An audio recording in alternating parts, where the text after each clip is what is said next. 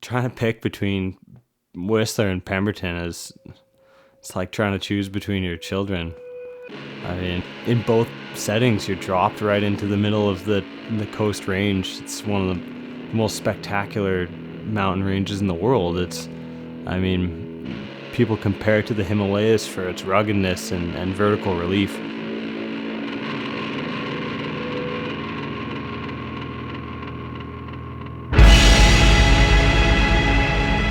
You're never going to run out of subjects to photograph, whether it's the landscape itself or people enjoying the landscape. It's inspirational and it's humbling. As a photographer, inspirational because it's a never-ending canvas to work with.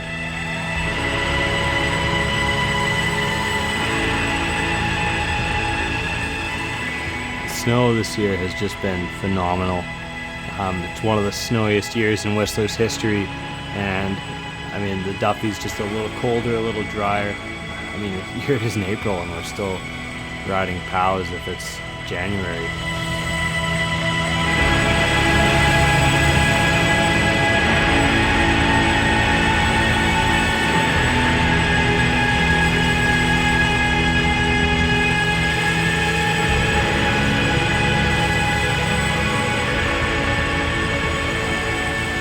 Splitboarding is really becoming a lot more of a viable way for snowboarders to get into the backcountry. We don't have to become skiers anymore if we want to go out and go backcountry touring. One thing that's always got to be on your mind when you're out in the backcountry is you are not in charge. You can watch the weather all you want, but weather changes so fast in these mountains, and before you know it, you're just clawing your way up some ridge in a blizzard. It's awesome being able just to go out there and just find angles, and just throw the music on, and a friend calls you up, says he's rolling through, tell him where you're at, tell him what you're shooting, and they'll come flying through every once in a while, get a picture of them. It's all friends.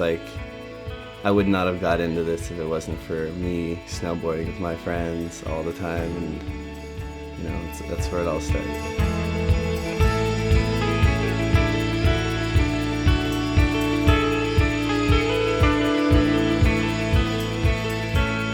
Pipe's good. I've always wanted to shoot, do a full photo shoot in a pipe, and yeah, shooting with these boys was sick. It was good to finally get together with some guys that shred pipe and actually do a full sesh on it.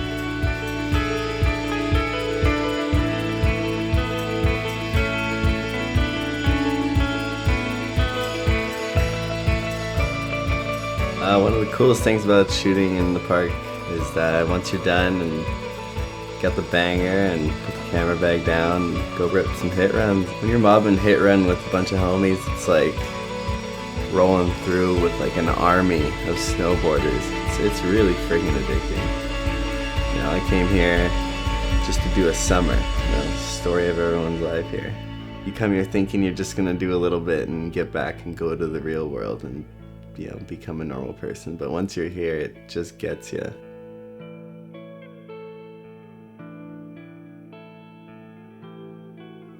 I don't know, I was just a shit disturbing kid from East Van. This year, it's been a lot of sort of Whistler, DIY, just get it done.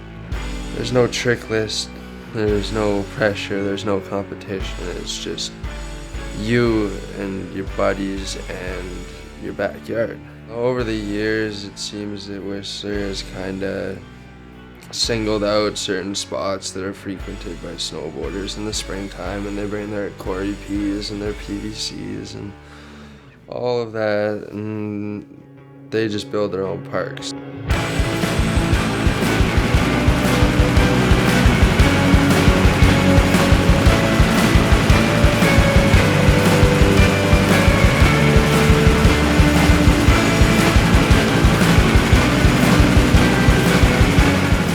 I find that when you go to a spot, you're trying to find the photograph, but what you start out with as a snowboarder.